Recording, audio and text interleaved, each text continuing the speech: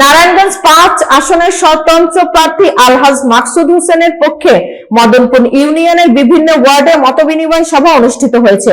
বন্দর প্রতিনিধি মোহাম্মদ সাজিদ হোসেন কিবরিয়া জানান, মঙ্গলবার সকাল 10টায় মাকসুদ হোসেনের বাসভবনে আয়োজিত এই সভায় মদনপুরের বিভিন্ন শ্রেণী ও পেশার মানুষ অংশগ্রহণ করেন এবং নির্বাচনী বিষয়ে সরাসরি মতবিনিময় করেন।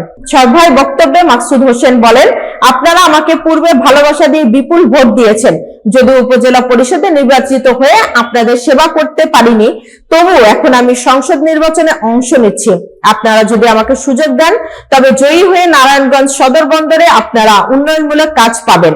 আমি চাওয়ার মধ্যে না, আমি কেবল আপনাদের সেবা করতে চাই। তিনি আরো উল্লেখ করেন, গত নির্বাচনে আমার বিরুদ্ধে ষড়যন্ত্র হয়েছে, নানা হুমকি এসেছে, তবু আমি এক পা পিছু হটিনি।